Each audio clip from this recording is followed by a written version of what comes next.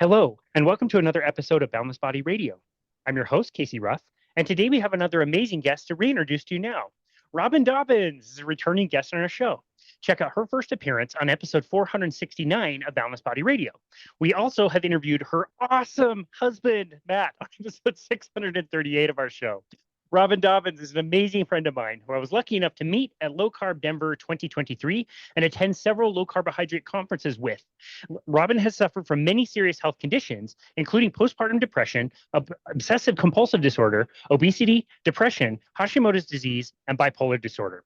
After years of medications and treatments that had limited success, Robyn discovered a low carbohydrate diet, also known as NSNG, or no sugar, no grain, through the amazing work of Vinnie Tortorich, who we've hosted on Boundless Body Radio in episodes 55 and 243.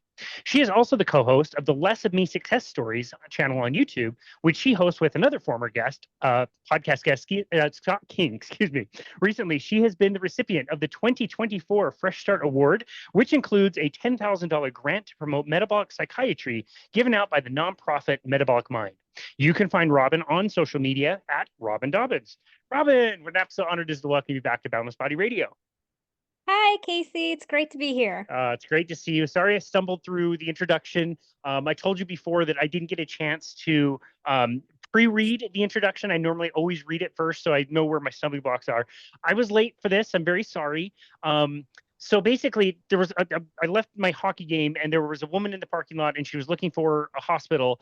And I tried to tell her like the directions to go, and told her like go to this coffee store and make a ride and all this stuff. And I realized like she's not really getting it. And so I offered to kind of lead the way, and she followed me to get over there. So I can say that I didn't help an old lady cross the street, but I did help an old lady with a street. So that's kind of the same thing. I wonder if I'll still get my Boy Scout merit badge for that, you know?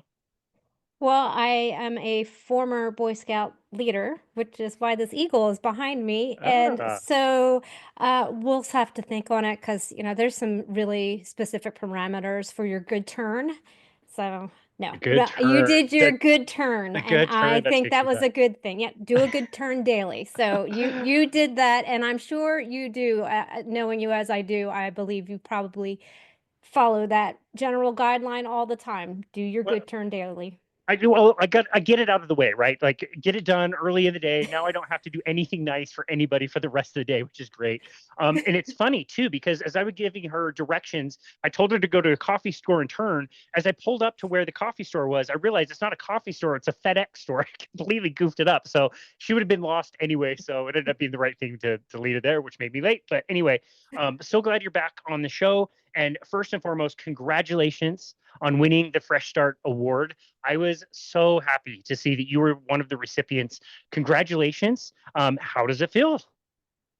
Well, to be honest, it's been hard to process. I'm sure we'll talk about that, but it's really been hard to process. It was such a challenge to go through the application phase and the interview phase and all of the bits and pieces that went with it. I laughingly said while we were going through the process that perhaps the stress that it causes to people who have had or currently still have mental health problems was a little bit too much to endure.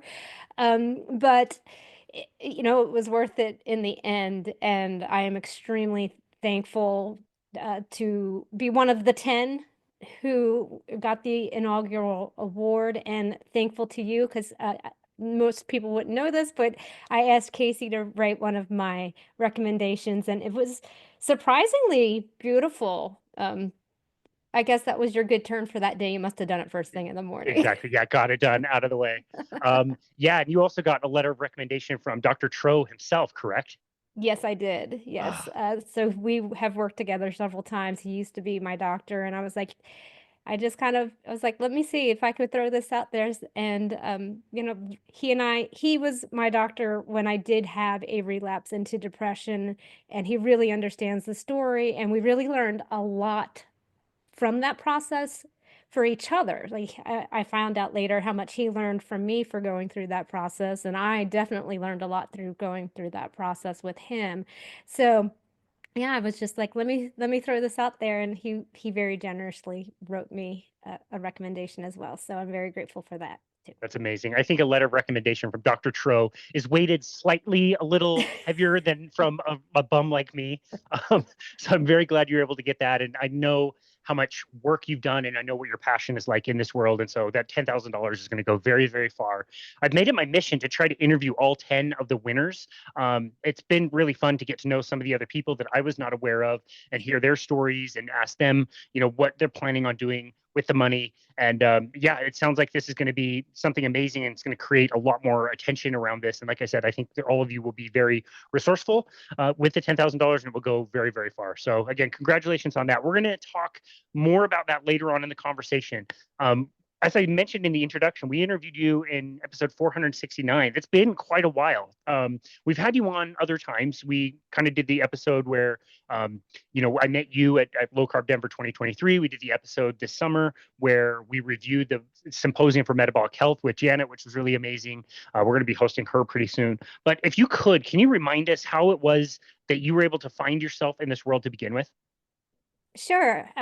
So back in 2017, I was turning 40, and I went to my doctor to just have routine checkup. And he was like, well, since you're turning 40, we're going to run some blood work. And when he did that, he was like, oh, your cholesterol levels are not looking so great. So why don't you come back in? We'll talk about your options. And the options were to get put on a statin.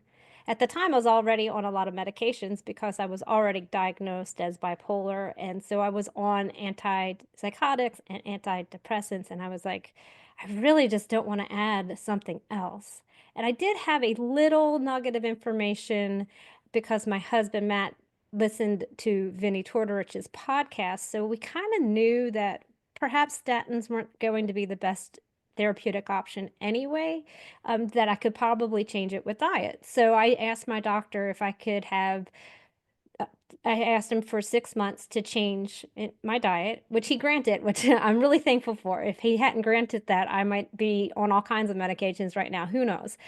But after that 6 months checkup, the cholesterol numbers that he was looking at had gone down, and I had lost probably 45 pounds at the time, and life was feeling pretty grand. So I stumbled upon how this would affect my mental health. It was a complete aside. I also consider the weight loss an aside. The goal was to not have to get put on a statin, and I accomplished that goal. But all of these other things started happening that felt so good that I just continued to do it. There was no reason not to. The food's delicious. I felt great.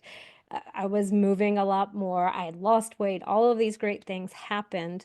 At the same time, it's really when this metabolic psychiatry movement started getting some traction. I know I've listened to Dr. Eid a couple times say that everybody was practicing in their silos, in their own little worlds, and that finally just started coming together, and they started going on to podcasts, and I was listening, and I was like, maybe this is helping me. So it turns out that my husband was laid off of his job, and we ended up having to move from South Carolina to Texas. And after we made that move, I kind of reflected on it, and I was like, huh, I did that. I wasn't curled up in a ball. I wasn't crying every day. I wasn't avoiding anything. I was facing this huge task of uprooting my family and moving halfway across the country, and it didn't set me back. I was excited. I was ready to try new things. I just like simple stuff like going outside and watching the sunrise, and then in the evening going back outside to watch the sunset. These things were things that were not part of my world prior to eating this way.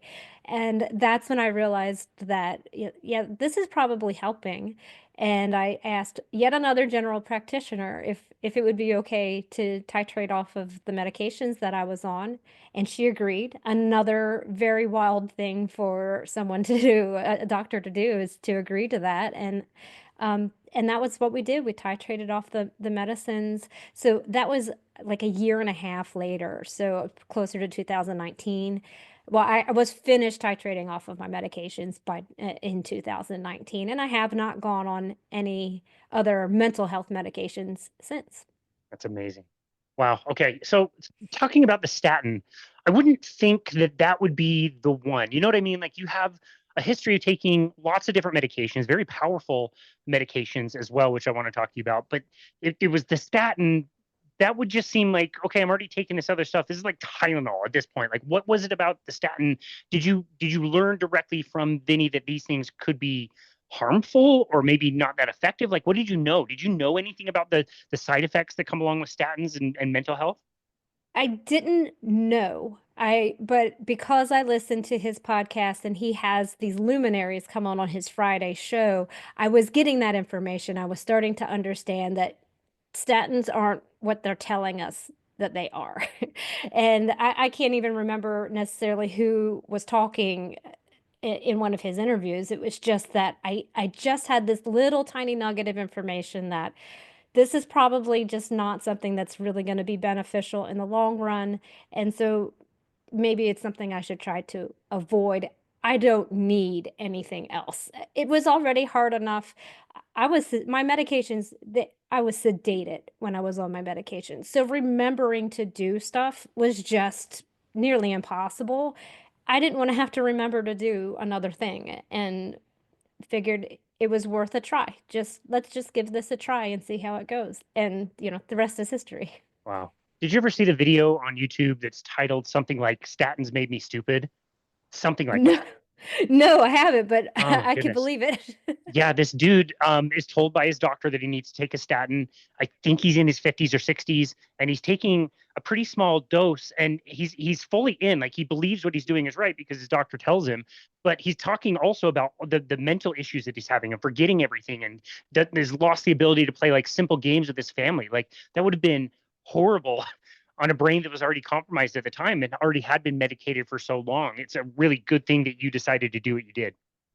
Yeah, things happen for a reason. I firmly believe that things happen for a reason, and this just happened. Yeah. And I'm very grateful. That's awesome. Going back again in your story and your, struggles with mental health, tell us about what the treatments were like. What are the medications like? Did they do any type of therapy for you, or was it just take this pill? Tell us about the kind of standard of care that you had to go through. It was a little bit of all of that. So, my first diagnosis was when I had my son. So that was in 2005, and that was postpartum depression. I was actually taken to the hospital because of I wanted to hurt myself. I wanted to hurt my child, and Matt wanted nothing to do with that. Obviously, he wanted to protect both of us, so he took us to the hospital. I was evaluated. I was watched. I was not admitted. I was sent on my way to go see my OBGYN and just gets put on medication. And so I started an antidepressant at that time and stayed on it through my second pregnancy. My daughter was born in 2007. I did attempt to go off because I wasn't sure what that would do to the baby if I was on medicine while I was pregnant. So I did attempt to go off, and I do recall going to my doctor and saying, I am losing this battle. I need to be put back on. So I did. It was maybe just 2 months that I was off of it in that time. So that was the majority of how I was treated was just, we don't need to talk at that time. We don't really need to talk to you about what you're going through. This medicine's just going to fix it all. Here you go. Here's your prescription. Just keep filling it and keep taking it. And I accepted that because I don't know that I felt I don't know that I felt like skipping and jumping maybe, but I was definitely able to do things. I would go for walks. I would, take care of the house, take care of the babies, that sort of thing. Well, we ended up moving, and so I didn't have the same doctors anymore. Just I don't know why, for whatever reason, when I went to a new doctor, I just didn't tell them, and so I never got the prescription refilled, and that's when things really started getting bad. And I was probably off of medications for I don't know 4 or 5 years. I was off of medications and angry all the time, Uh, just I always felt out of control. That's probably the best way to describe it. Just out of control. And, when things weren't going the way that I had set in my head for them to go, it just like all hell broke loose within the house and it just wasn't pleasant. So then I went to a, my doctor and was telling them that I actually had read a lot of books. I was reading a lot of memoirs from people who were bipolar, and I was like, a lot of this resonates. So I just went to my doctor. I was like, I think I'm bipolar. He writes a prescription, but then he sends me to a psychiatrist, and I'm evaluated. I do have some counseling, but it's mostly just drugs. Unfortunately, I kind of lived in a psychiatry desert. So I would go see a doctor for a few months, and that office would just close. And so I would have to go seek out a different one. And they were getting further and further away from home. And that would mean that Matt would have to take off of work to take me to these doctors, and it was just becoming difficult. So I transferred everything that I had to the original practitioner that I had, and he just kept me on whatever the last thing was that the doctor had given me. So each time I went to a new doctor, they would wean me off the medication the first one put me on and wean me back onto the medication that they prefer to use, not really asking me how it made me feel, if I felt better. It was just that this is the medication that I use, so we're going to take you off of that and we're going to put you onto this. So it's constantly on and off different medications, different dosages. It got to the point where when I would go into the waiting room, I'd see the little placard from the pharmaceutical company, and I was like, "Oh, I'm gonna be put on that." I Wow. know it. And I would go into the office and they're like, "You were gonna put you on this." So now in hindsight, I can totally see that that was the pharmaceutical companies controlling how the doctors practice. And I was subject to basically a bunch of experiments because we didn't know how some of these things worked. Most of them were brand new. They were named brand, very expensive, and I didn't work. Actually still don't have a out of house job. So I didn't work. I wasn't contributing financially to the family. So it became a very huge strain on the family. $1,000 a month just for one of the prescriptions. And I was on multiple. So it was there was counseling involved. I did see a counselor. I did do some talk therapy, and but otherwise it was mostly prescription based. Okay. Wow. That's crazy about that's crazy what you told me about the like the office seeing the placard or like seeing the branding on a pen or the mouse pads or whatever, whoever was just there like Exactly. giving them treats or whatever. Yeah, that it's a very strange system. Did you feel like the counseling side of things did much, if anything?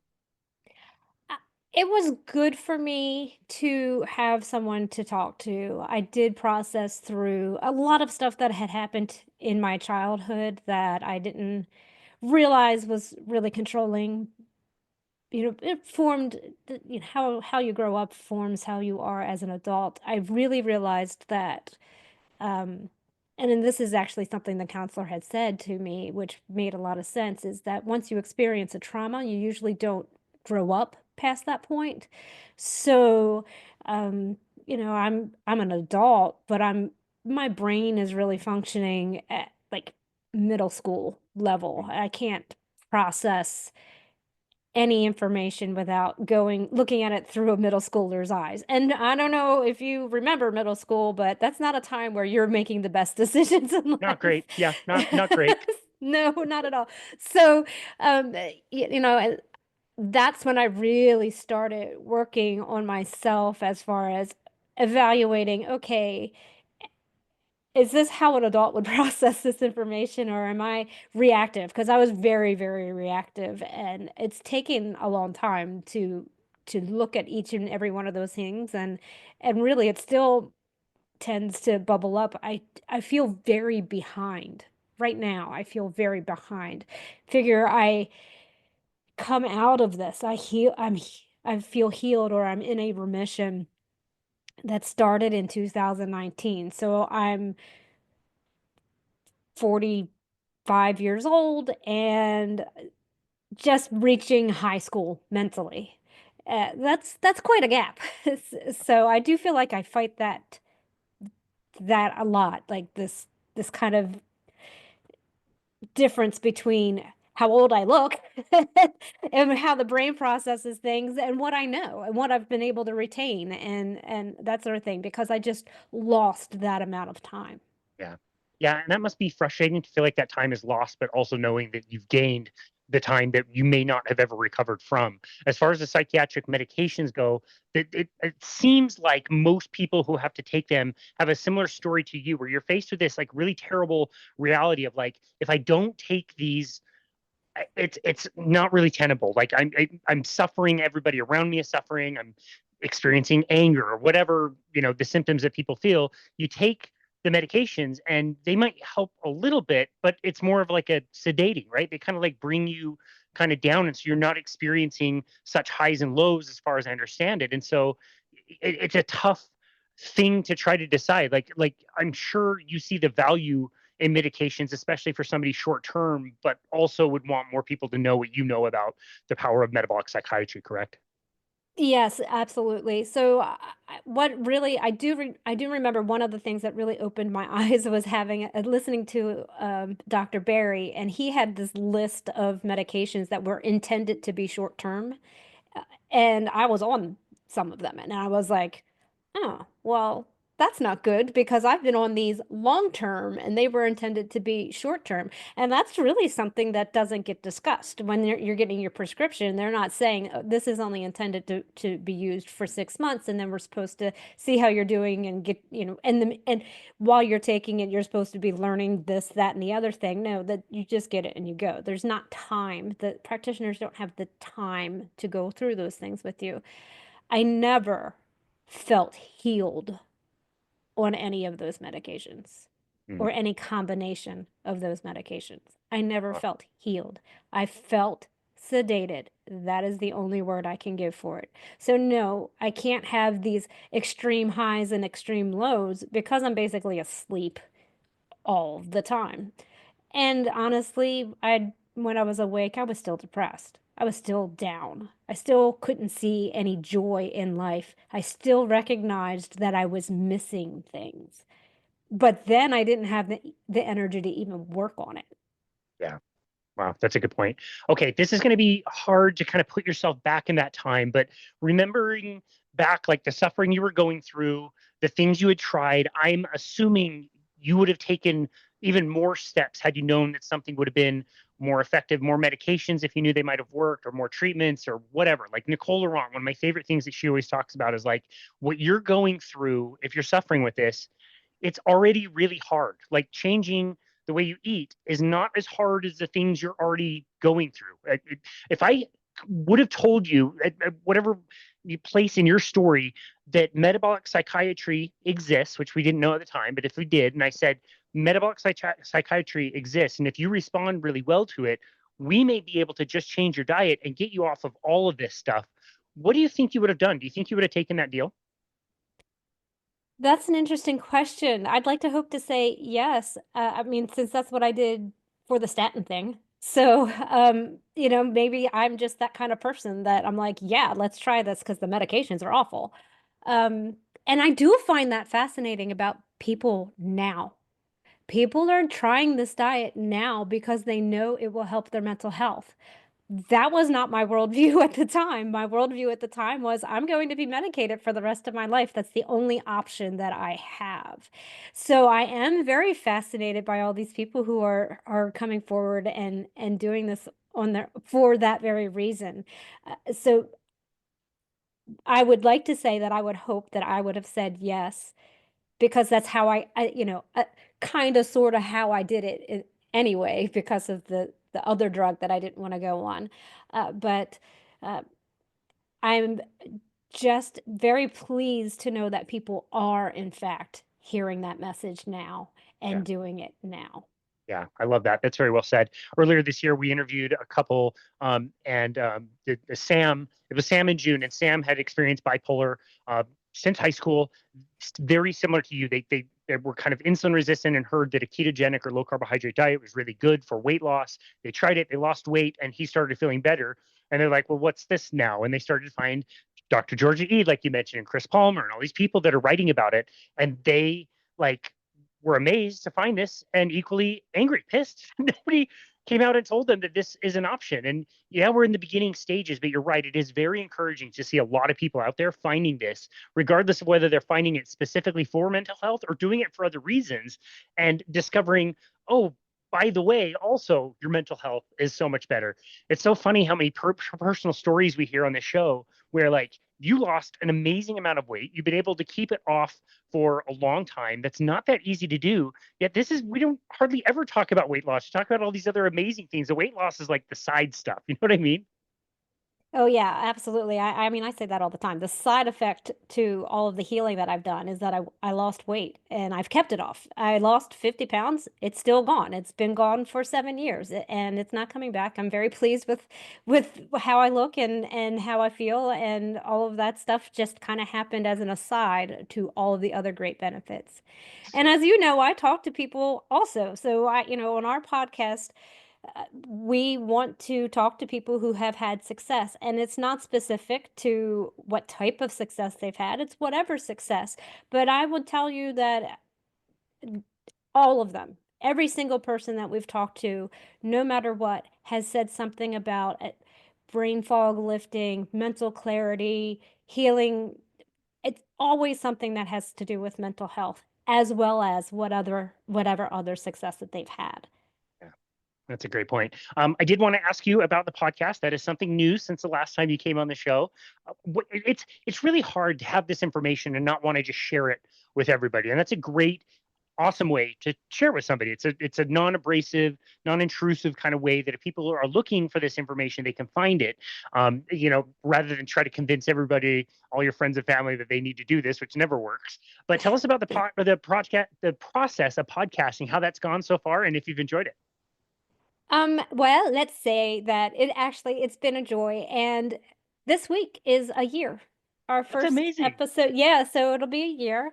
Yeah, it's real exciting. It was a lot more work than I thought, but perhaps it was self-imposed because I like to do these little short videos and I like to do the little kind of announcement. We do a before and after video when we're announcing who's coming on. So it perhaps a lot of that was self-imposed, but it's been a great joy. I'm glad that Scott decided to do it, because we kind of were like, "Hey, we have this great idea, Scott, and we want you part of it." And he's like, okay." So that was good. And we've just because it became a lot of extra work, I have a new co-host. Her name is Natalie Champ, and she was when I was unable to work because I was back home. She wrote to me and said, "Hey, can I help you with anything?" And I just like dumped this list of stuff on her, and she did it all. So she was a huge just weight off my shoulders. And so we invited her to also join us so we can have three people working it. So, if one of us can't be there, somebody else can, which is kind of a great help. But I mean, I've been amazed with it because we haven't slowed down. We haven't I have a list of people that I want to invite. The calendar only allows me to invite 3 months out, and it's full. So I have just keep writing names on the list because the calendar is full. So I don't see us stopping anytime soon. And so that's exciting. That's amazing. Good for you. I found that just being consistent with something, like before long, if you stick with it, you have amassed a lot of different information, lots of stories, and it becomes this amazing resource. So kudos to you for continuing and keeping going. It's crazy, the stats, the number of podcasts that are started and never get past like 10 episodes. It's like 40% of all podcasts that were ever started.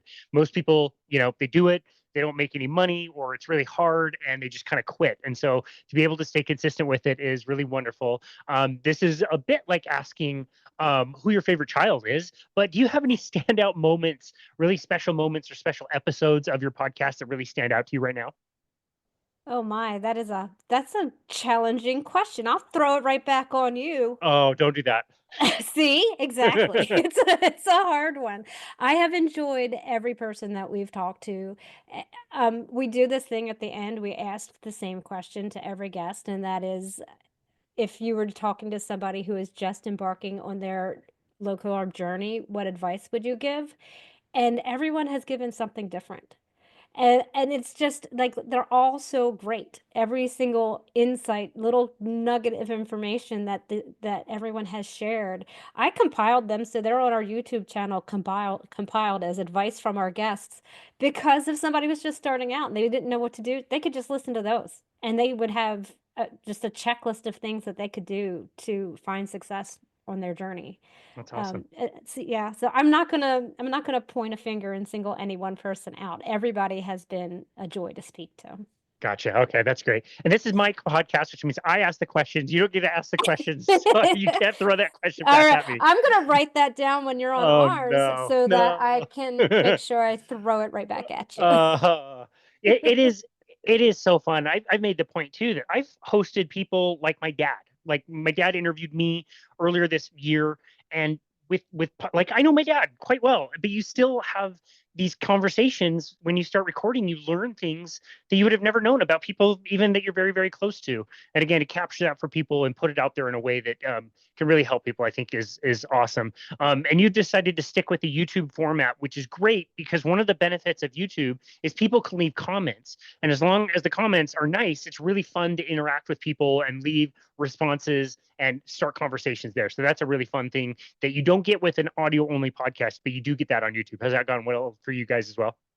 Yeah, we have quite a few little followers that'll come on and give us notes of praise. Usually I've not had anything negative come across, thankfully, so let's hope we keep it that way. But yeah, it's been really good. And it's a labor of love, and we say that all the time. It's a labor of love. We are not we are not making any profits, or not even trying to. We just simply we both want to spread hope for people who are suffering from any number of different ailments, and let them know that in most cases there can be some healing if you go low carb. And we just generalize low carb. Some people are full carnivore, some people aren't checking their ketones. Like we don't, as long as you have seen some healing in the way that you have proceeded through your low carb journey, we want to hear all about it. I love that. That's amazing. Good for you. I do want to talk about another kind of project that you're working on. Well, not actively working on, but you were a part of Dave Feldman's new documentary that's coming out soon, Cholesterol Code, I believe the name is going to be. So excited for that. Everybody is really looking forward to that coming out. I do just have to say that the conferences that we attended together, you, I, and Matt, this year were two where I was able to bring you up specifically and start conversations with people on the plane, in the airport, which happens all the time, actually. You're like the number one top mentioned person on my podcast. I talk about you all the time because of what can happen for some people in the community when they decide to start eating a lower carbohydrate diet, depending on how strict they need to be. And it's called a lean mass hyperresponder. And I'd love to hear you kind of talk about that and what that is like. But basically, imagine you change your diet, everything gets better, you feel better, even to the extreme that you have experienced where you were, very, very challenging mental health issues that start to go away. You step off of all medications, everything gets better, all your blood looks better, except the one thing, which is called bad cholesterol. LDL cholesterol goes high. And it's not that it just goes like 20 points high, 30 points high. This number can double, this number can triple, this number can quadruple. It can go extremely, extremely high, which puts somebody like you in a really tough space because you've got to make decisions about whether you want to be eating and what kind of things you want to be dealing with. So can you talk a little bit about what that journey has been like for you as well? Yeah, isn't it ironic that I started this low carb journey because I had high cholesterol and they wanted to put me on a statin? Um, and then as I went through this process, I had high LDL cholesterol, and the standard of care is to go on a statin. Um, Luckily, when that happened, Dave was out there already saying, "Hey, look what I'm figuring out. Look at the patterns that I see. Look at it, how this is going. Is this number as important as we think that it is?"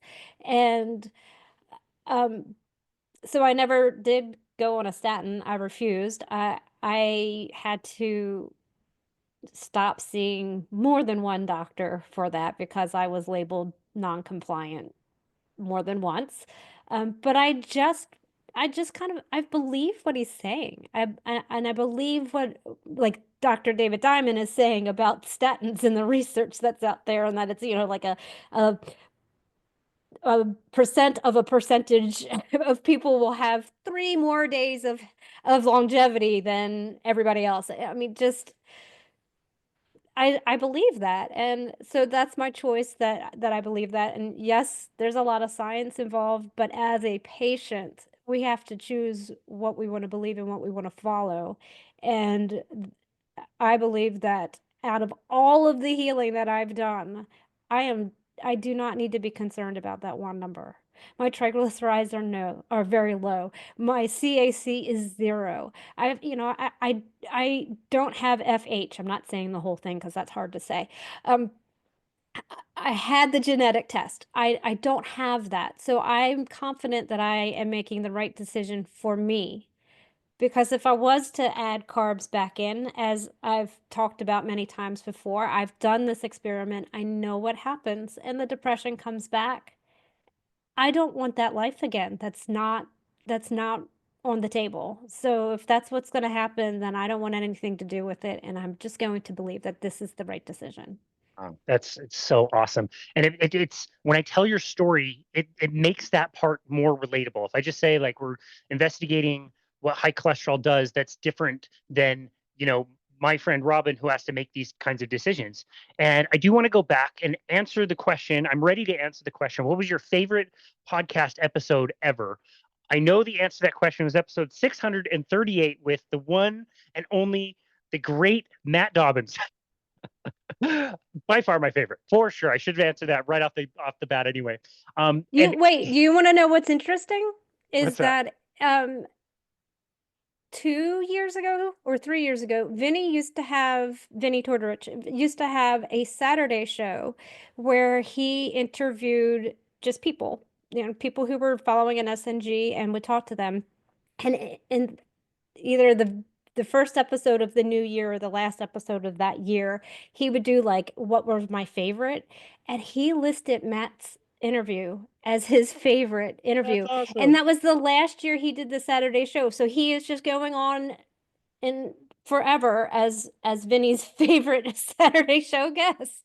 And now you've listed him for yours. Yep. So I understand it. I am fully aware that once someone meets Matt, I'm number 2 and he is number 1. It's an ongoing thing on X. I'm the number 2, actually the number 3 if you know Rose. So Yes. so I'm Fair. fully aware that I get demoted as soon as anybody meets Matt. So that's fine. I'll take it. Oh, that's amazing. So I'm actually including a clip of that interview in my year in review, where I take my favorite 10 to 12 different clips that really stand out to me, and I'm going to take part of that episode because it was one thing to talk to you. I worded the question so stupidly when I asked you, when I phrased it to you the first time in our first interview, when I was like, "Well, what if you die of a heart attack of all Yeah, and this I was stuff? Like, like, will you I'll really be care?" dead. Well, I I'll don't be know. dead. Like, yeah, dummy. Rephrase the question. But it was I found it more interesting to ask him, like, you do whatever you want. Nobody's the boss of you. You did no sugar, no grain because you felt better. You lost a ton of weight. It helps your jujitsu, all these amazing things. But now this is bigger than you and it involves your very favorite person, your wife. What how difficult is this to ponder? And I loved his answer where he said, I would not trade one single day of the way things were before for what they are now. To have my wife present as a mother, as my wife, and to enjoy life. It was no question for him. And he said he went out of his way to say she can do whatever she wants. I'll always support her, whatever she wants to do. But for me personally, I would not trade one single day of that. I thought that was super powerful. Yeah, like you, he's very sweet when he's on camera. Exactly. Exactly. Yep. No, but I do find it interesting to hear him when people ask him. He's not been interviewed very many times, but when he is and they ask about me, it's very heartwarming. He has been through this whole thing with me, and honestly, he could have left at any time. It was not pleasant. What we went through was not all sunshine and rainbows. It was very, very dark. And he could have just as easily just tossed up his hands and said he's out. And he didn't. And look at what we get to do now. Like Yeah. every time we go out and even going to these conferences together. When we went to COSI, we went a day early and we got to get just go explore Vegas and go to the Hoover Dam and just spending time together. That stuff wasn't on the table. It wasn't pleasant. It wasn't enjoyable. We just didn't do it. And now it's like a honeymoon every time we So go awesome. anywhere together. I love that. You're a very lucky woman for sure. Yes, I know. Well, that's fantastic. And like I said, with the cholesterol thing, and Dave Feldman doing this documentary, you were featured. What was that like? Oh, it was such an amazing experience. I mean, I'm taking my son to college in September, and my phone rings and it's Dr. Tro. And he's like, "Hey, this producer called me about this movie and wants to talk to somebody who is LMHR and also has recovered from bipolar disorder. And your name popped right into my head." And I was like, "What?" Okay. And by the next day, I had already talked to Jen and we were ready to roll.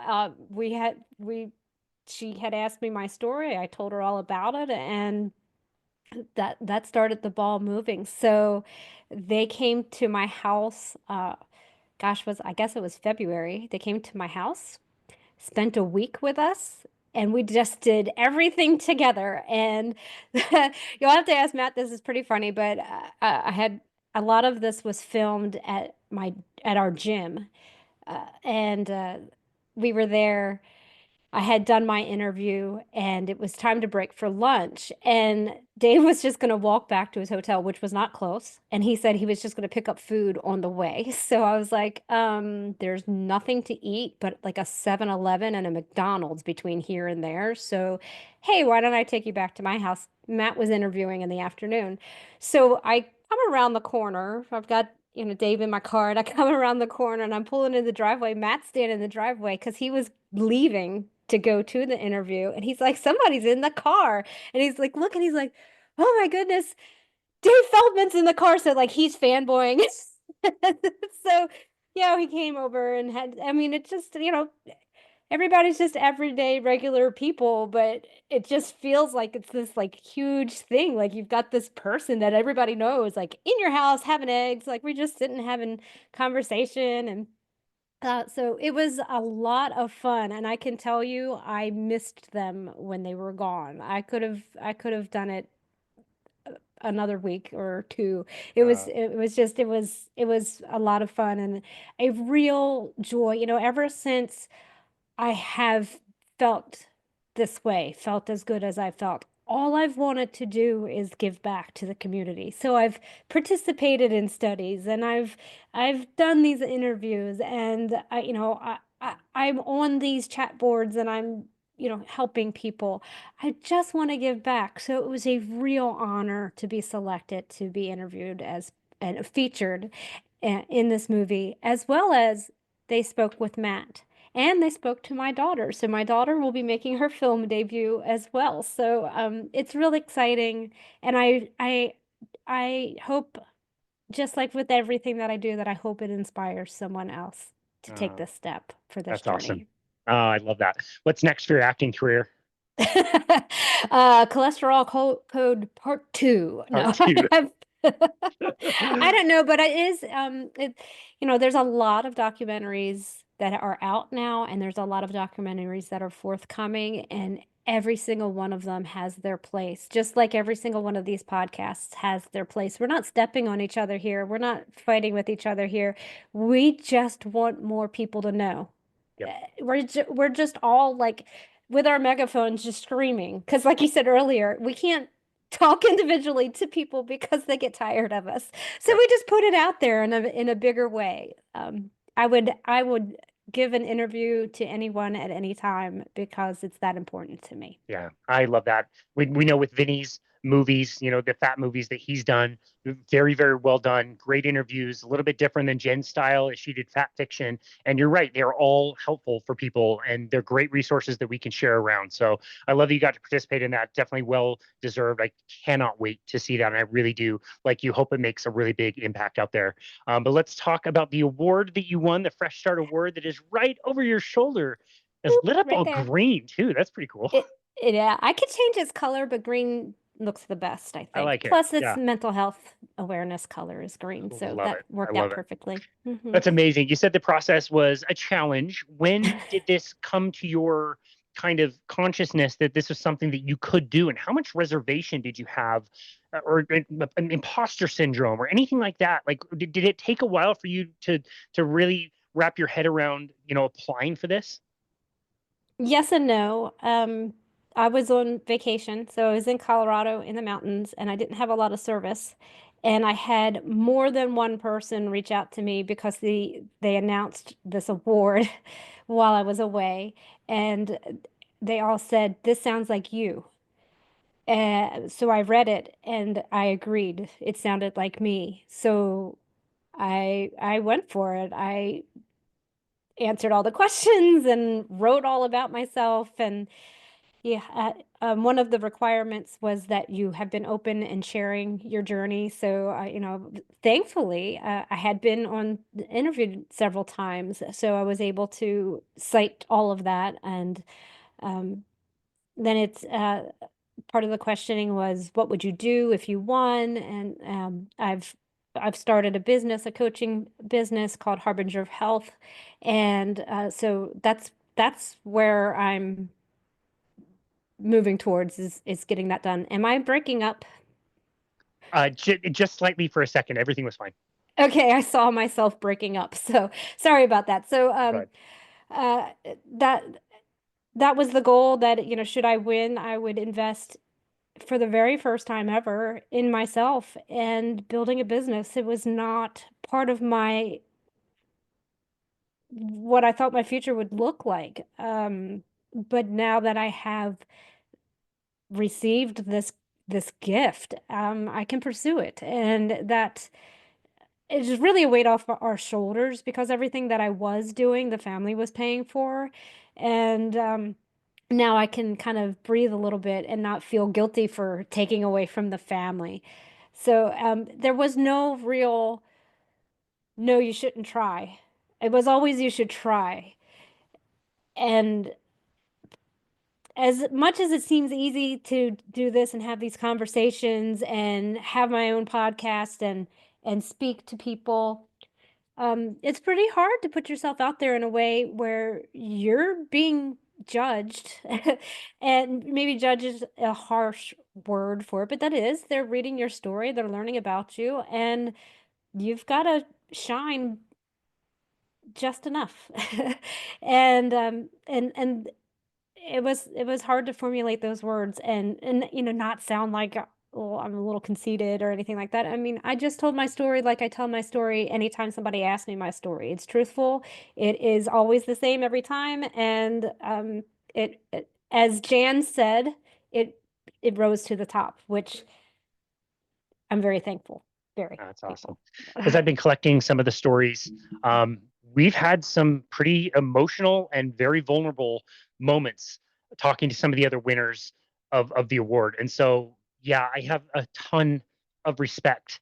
I don't tend to have that tendency. I kind of tend to kind of bury things a little bit and not be as open and authentic as I should be. And so I look at all of you and how open and authentic you all are, and it takes a lot of bravery to do that, like you said. And so I hope you're really proud of the award. It's a cool kind of format because this award, these grants go to everyday lay people. Like, yes, they want to know that you're sharing the message. You've got a passion for this. And you've been trying to do something, on your own dime or for free or whatever. But it's cool that it's not just going to like medical professionals. It's going to the public kind of lay people out there. That's really the amazing part of this award. And just the fact that they even thought to do this is just mind-boggling. The As I said before, I feel like I'm behind. I feel like I'm very far behind in life. I have not had a career. I've not been in a corporate space. I haven't. These things just. I've I've worked small jobs here and there that I couldn't hold down. I couldn't keep those jobs. I even worked for my sister for a while, and that didn't even work. Like it just the anger was just always there. This issue that I had that I couldn't get over was just always looming, and it was just a matter of time in any of these jobs. I had my dream job. I worked at a nature center. It was my dream job. It was what I went to college for. And I couldn't hold that job. The anger was just always there. In fact, my direct supervisor said to me she was not sure who was coming to work each day. Wow. And that's how my life was. So it was just put on hold for years and would have stayed on hold. So just to the fact that they thought of this idea, let's help someone with a fresh start. It speaks directly to me. I And love I that. know it spoke directly to everybody else who applied, whether they won or not. It spoke to them because people forget about us. People don't understand what that's like. They probably have never thought of that before. And gosh, it's such a huge benefit that it exists. Yeah, that's And amazing. yeah, That's amazing. Well, congratulations. What is the process like once they give you the money? I mean, do they just simply like send you a check and you can do whatever you like? Or is there accountability to the process? I asked one of the recipients if like I needed to make sure she wasn't taking a nice trip to Monaco and had a new wardrobe or something like that. Like, what's the process like as far as accountability, or is there any? they ask you to what you want to do with your funding, and my answer was to put it back into this business that I'm trying to build, and that is what I intend to do. So, for example, I have just recently completed the Georgia Eads ketogenic diet for mental health class. So well, initially my dad was going to gift it to me, but then I won this money. I was like, Dad, don't worry about it. I got it. So I invested in myself. I wanted to take that class, and that was the very first thing I did with that. And I'm also going to finish the classes, the coursework required for my SMHP accreditation. I think it's just very important that if I want to be a coach, that I need to have the education behind it. So I'm working on that as well. So that's what I'm doing. Do I have to do a line item on what I've done? No.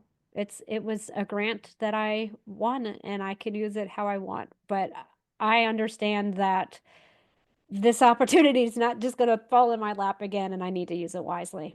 And I'm Yeah, I sure all of the others yep. who have won the award agree. This is just not something that's going to fall out of a tree a second time. So Yeah. use it wisely. 100% everybody I've talked to, and just knowing everybody in this world. And like we said kind of earlier, you guys are already doing so much work on your own dime to share your story. So this $10,000 in 10 different people's hands is going to go so far. It's going to be amazing to see how that goes. Already, I'm seeing now, I haven't met everyone, but I have met a couple of the other recipients, and they're already their wheels are spinning on what they want to do, and it's already making waves.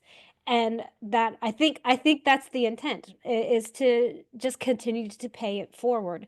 And everyone has a different idea of what they want to do with it, but all of it comes back to I have found healing, and I want to spread that joy to everyone else and let them know they can do it too. So I'm already seeing that. I mean, it's only been two months, Yeah. I guess. Oh, Yeah. wow. That's Oh my amazing. gosh, what's today?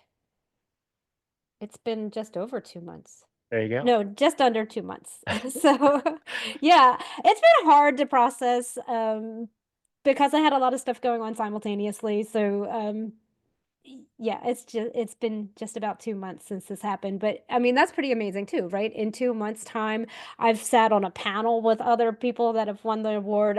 We're talking about doing things together. We're talking about doing things within the community. We're talking about trying to get more people to find it. Like that's amazing that all of these things are just happening, and it's only been 2 months that we've kind of been together. Yeah. Yeah, that's amazing. Recently, we've hosted Nicole Laurent on our show. You and I were able to meet her in person in San Diego. Incredible person and just exudes passion for this stuff. And one of the points she made as we were talking is like, we have people out there that are waiting for these randomized controlled trials, expensive trials, they show conclusively as we can that an intervention is successful or not. Can never really know 100%, but they're the highest quality level of study that we can do. And meanwhile, we don't need to wait for all of those to be done. We can get started now. For practitioners to not know about metabolic psychiatry just because we have case studies, which are piling up, by the way, we've got a lot of them. We do not have to wait. You can work with a professional. You can start going. You can do this today. There's not very much risk, and the potential reward could be your life. It could be the entire rest of your life and the quality of your life and how you show up. And I just look at your story, and it's the reason why I tell everybody about you. And it's the reason why I can strike up conversations with people, because if I told them about a randomized controlled trial, nobody would care. But once they understand that this is a person, they relate to you, they understand how difficult it must be, they understand the cholesterol thing, they start to smell a rat as well. They say like, oh yeah, my dad was put on a statin. I didn't really think he needed one. And it gets a conversation going. And so the case studies, I think, are really underrated and very, very important. And yours certainly is such an amazing story. And again, I just think it takes a lot of courage to come onto shows like this and share that and be open and vulnerable with us. So I certainly really appreciate you doing this. Well, you see me being a blubbering idiot over here, but it is. I don't want to say that. How do I want to word this? I don't know. I just feel compelled. I feel compelled to tell my story because I I think that or I hope that it resonates with someone. No one should be left in this darkness. No one. And even if it's not mental health related, there are so many things that can be healed by changing your diet that it's worth taking that step, and it's worth being vulnerable. It's worth sharing the story no matter what the story is, because someone's going to hear it and it's going to make sense to them. And I agree, reading a study is just not going to do that. However, I will note that one of the greatest things that is coming out, and I think it's mostly our movement that's doing this, is that when they are doing studies, they're having participants write something. They get like a little tiny blurb in there. This is a kind of a new thing that's happening in studies, and it's amazing. So I actually just participated in a study, and they asked me to write, about my lived experience. Now I write this long thing, and it has to only be like 3 sentences, but we reduced it down, and it still works. But that kind of stuff wasn't in there. If you look at studies, while we were at COSI, I can't remember the doctor's name who was talking, and the whole time he was talking about the studies, because he was working with pharmaceuticals, the whole time I'm thinking to myself, but there's a person, there's a human being at the end of this. And are you thinking about that person at the end? And I just don't think they do. And I think that was the standard practice. We do these studies, we're looking at pharmaceuticals, we're going to look at the very minute details of what these things do, and then we're going to throw it out there for everybody to use. Now, these studies are coming out, and they're putting people on the ketogenic diet, and they're asking them, it's an 8-week trial. That would be like really short, but it's an 8-week trial. And then they ask people, and the people say, I'm never eating a different way again. This is great. So that is a little nugget of information that is extremely useful that we were omitting before. We weren't even considering that there was a human at the end of this. So I'm really happy about that. And you spoke about Nicole. She's doing that too. She's asking people, their experiences and compiling that information. And her passion is just absolutely astounding. It can't be matched. I love every word that comes out of her mouth. And I'm so thankful that that she exists in this world, because she's making changes every single day Totally. for a lot of people. And Totally. it's a lot of that. It's a lot of finding these lived experiences and putting it all together and sharing it out there and Yep. saying, we can change. We don't have to wait for studies, randomized controlled trials. We don't have to wait. You can see results in a week. You can see results now. You don't have to wait. Wow. Well, this has been a wonderful conversation. I really treasure our time. As much as we joke about Matt all the time, like you're just such a wonderful person. I really appreciate our friendship. I'm really looking forward to COSI. The second annual is coming up. We'll leave some information in the show notes so people can come if they like. Of all the different conferences, they're all wonderful. I've always said, like, you'll never miss any of the time or money that you spend to get there. Of all of them, COSI is by far the most affordable. You can get a ticket for 25 bucks if you have to, and it's Vegas. There's tons of places to stay. It's fairly easy to get to for most people. Like, I really encourage people out there to show up, support Dave.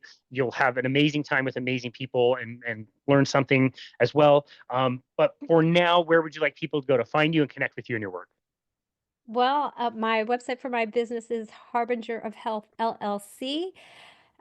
Um, I am building that. I'm coming up with ideas, and I'm gonna really start hammering it down in 2025. So I'm very excited to get that up and rolling. I'm on Facebook, X, Instagram. All of it's Robyn R. Dobbins. Um, you can find me. You can find me there. Reach out, because I am happy to help. Happy to hear the story. I like to. I like. I like to just go on this journey with others. We're all out here supporting each other. We can glean from each other and share everything and help each other find success. Our world does not have to be the way it is. It could be so much better if all of us could heal our brains. Everything could be just so much better. That's so well said. I love that. We'll make the correction in the introduction. I think it excluded the R between your names, so we'll make sure we clarify that, and we'll link all of that in the show notes. I just wish you all the very best with the business and the site and all the things I know you're going to do is going to be amazing, and it is impactful. It already has made an impact in people's lives and will only continue to grow. So you're the best. I love this conversation. I love all the time we get to spend together, and thank you so very much for coming on the show, and best of luck with the grant. I know you're going to make it go really, really far, but thank you for everything you do. Thank you too, Casey. Absolutely. And this has been another episode of Boundless Body Radio.